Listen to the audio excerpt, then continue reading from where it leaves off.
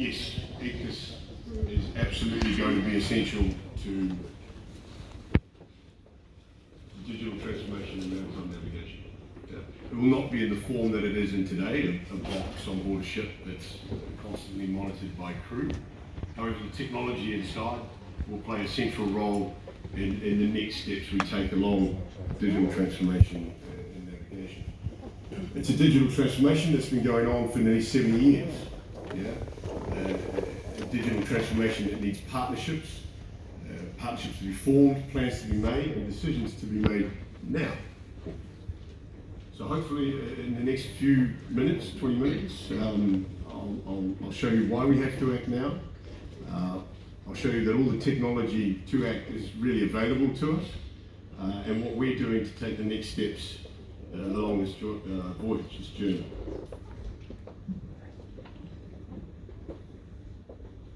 To do that, I need to leave the marine industry just briefly. Yeah. In 2005, I was working for a marine electronics company, but my task was to build a strategy around our in-car navigation and consumer GPS products. I'd been invited to a big event in the south of France, where 102 in-car navigation companies were present. Everyone was feeling pretty good about themselves. The confidence was pretty high because the industry, that segment at the time, had been for the 4th year running the fastest growing consumer electronics segment in the world.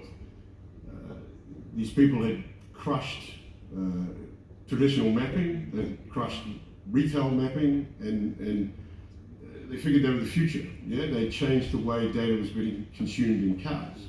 Yeah, so they had a fair amount of confidence about them. And then a speaker stood up and said something that I'll never forget. He said, in 5 to 10 years, there'll only be 4 or 5 of you left in the room. And the most important player is probably not in the room right now. It completely changed the way I was thinking about the strategy for this company. Yeah, so we went away, we thought about it, and in the end, thankfully, we decided to remove ourselves from that segment. What happened was 3 survived, and the 2 most important players weren't in the room, and it only took 4 years.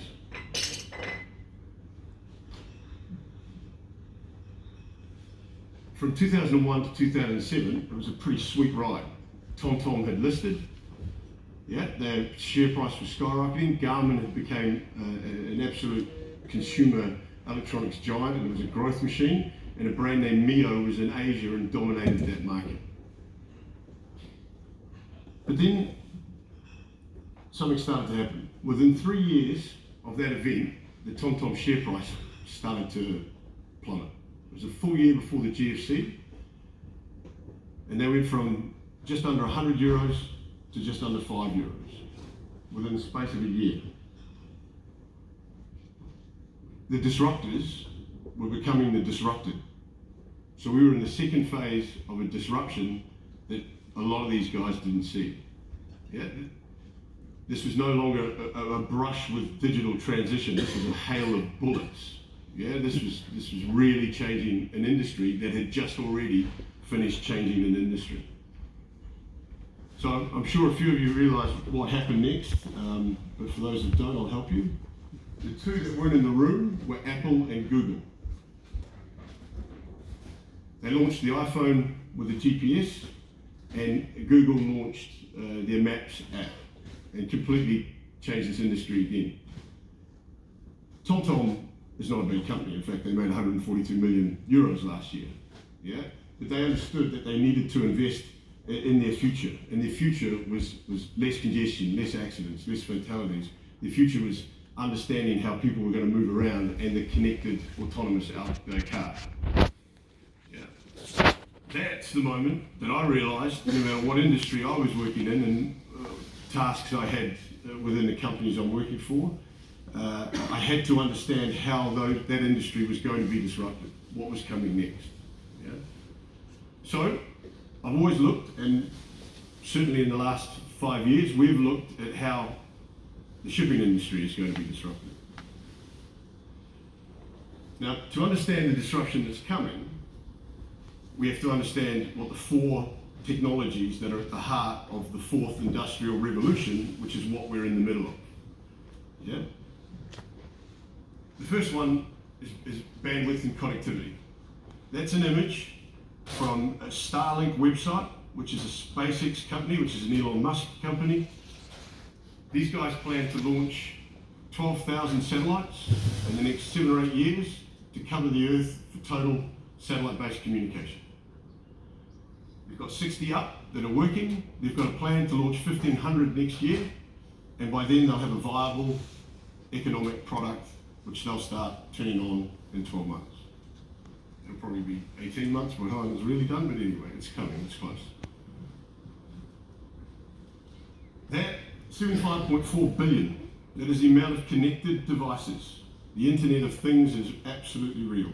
75.4 billion connected devices in 5 years. We've already passed 25 billion. This is a staggering number. That is a computer chip about the size of an iPad. It's been shipping for about 3 months to its customers who are developing artificial intelligence systems. Your computer chip at home has about 30 cores in it, maybe 100, depending on how much you spend on it. Yeah, but that allows it to simultaneously calculate 100 things. This one has 400,000 cores.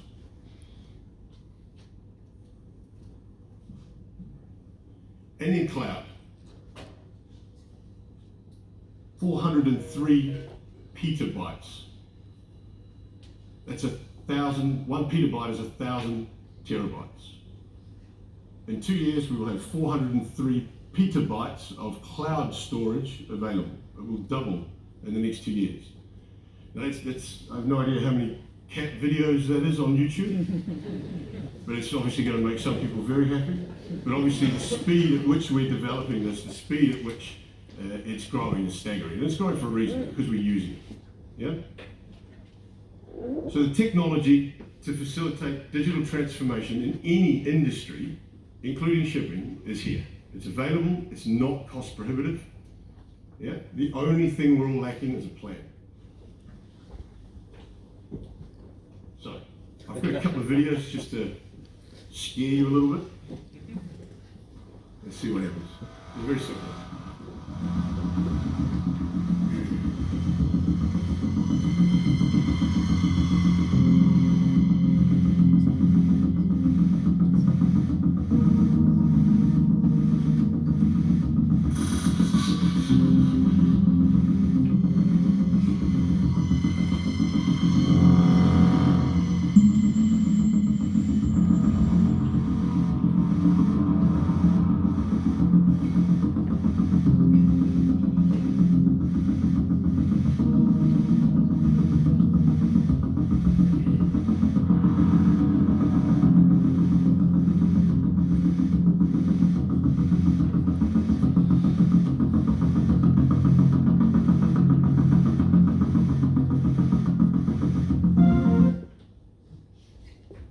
Simple video, a simple idea.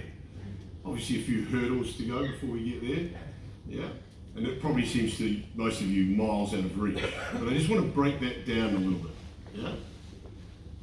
We have a cost structure in shipping that we can't get away from at the moment, yeah? We have a cost structure for ship, ports, customs, bureaucracy, trucking, double handling, overtime, waiting time, not-in time.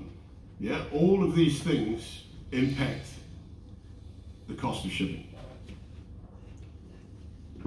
Keep that in mind while I show you this next video.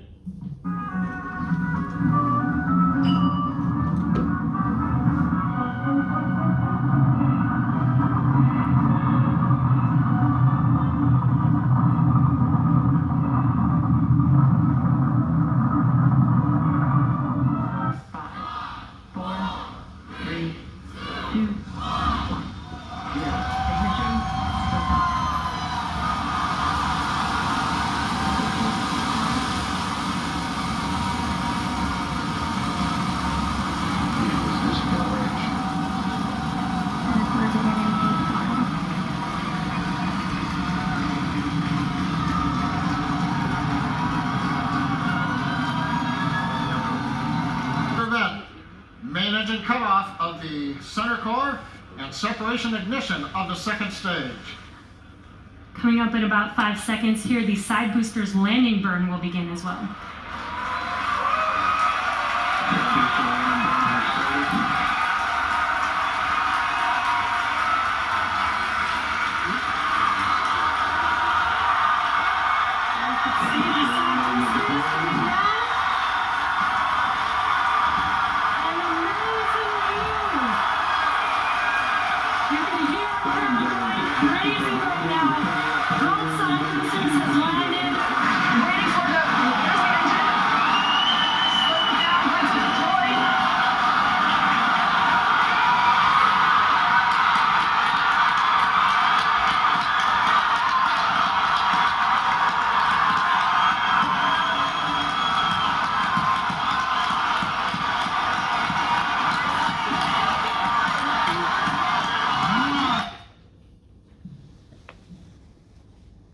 Holy shit. We just saw a 60-year-old vision come to real life with all these technologies being used in one go in an absolute wow moment. We saw the third launch of a reusable rocket landing on a remote-controlled autonomous ship in the middle of the ocean. I don't know if any of you guys have stopped to think about what that means to the human race. Yeah. Next year, after 70 years of launching satellites, next year we will double the amount of satellites in the sky. From 1,500 to 3,000. We are in the middle of a massive, massive change. This is an image from a website of a Californian company that is funded by Silicon Valley, whose obsession and only goal is to reduce the cost of air freight. Now, by accident, they're going to put shipping under a lot of pressure. That's a drone the size of a 747 that is built to take a 90,000 kilo payload. And their plan is to reduce by half the cost of shipping freight. So if they take that 90,000 kilos from LA to Shanghai, in their drone, they reckon it's going to take about 30 hours and cost 130,000, compared to the 747, which is slightly faster. So they'll half that cost. Now shipping is still cheaper, but we lose that big, beautiful margin that we've always had, and the reason we've been relevant is that price difference.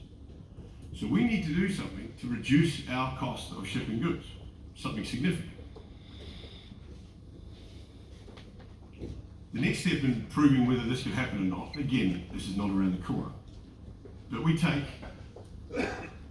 out of the top 100 container ports in the world, they move per day roughly 1.6 million TEU equivalents. If you take that 90,000 kilo payload, which is about 6 TEUs, and you look at the current air traffic control system we have in place, which can manage up to 200,000 flights a day, and the only reason it can't manage more is because we don't have enough pilots. And you replicate that at a lower altitude, then very quickly we have systems that exist today where we could move drones around the world and move 1.5 million TEUs in 30 hours. If you halved the takeoff distance, then all of a sudden you're at 3 million. These guys' goal is to take the two pilot, one aircraft and switch it around and make it one pilot, two aircraft. Yeah. So they're very, very serious about disrupting air freight. But by accident, they're going to disrupt us. Now, how much they disrupt us is entirely up to us.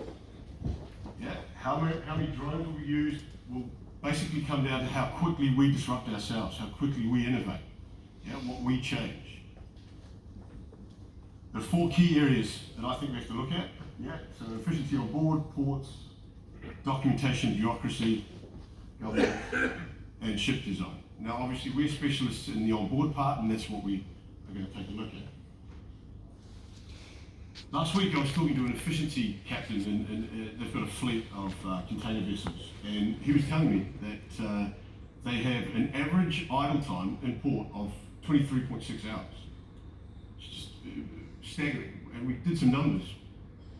And if you work out, very quickly, If you look at times, extra time charged for port services, the waiting time, fuel that could have been saved by arriving on time, missed revenue opportunities, salaries, this list is really long. We very quickly came to the number of saving about $25 billion in cost out of the industry. Yeah, if we do this in the right way. That's $1,800 a day per 40,000 vessel that's floating around, yeah? That also means that would calculate into into a cost saving on that 3-week voyage to Shanghai of about $38,000. So it would reduce that 61,000 down to 23. Yeah. So we have to find a way to get that cost structure down to remain competitive. I don't have all the answers, unfortunately. Just tell us what we have to do. Now, this is taken, obviously it's not all doom and gloom. Yeah? The drones are not around the corner. We have time to move through our part of this fourth industrial revolution. Yeah? This is a slide that comes from a Lloyd's study, that was a Lloyd's and Korean registry study that was done a few years ago. It lays out a timeline for autonomous shipping, the 7 steps that we need to take along the way. Yeah, and I'm sure the first guy that was on board a ship with an autopilot and a radar, he probably said jokingly to his mate, these things will be driving themselves in 100 years. It's probably 70 years ago, so in terms of time, we're about 2/3 through that. And what you see, obviously, is how this speeds up soon. Yeah, and it has to speed up, and the technology is available to speed it up. So we find ourselves in step 2, and the next step along this digital transformation is AL3, autonomous level 3. Yeah, human in the loop, semi-autonomous ship. And that is where we are heading in 2020 through 2025. We don't have a choice. We must go in this direction.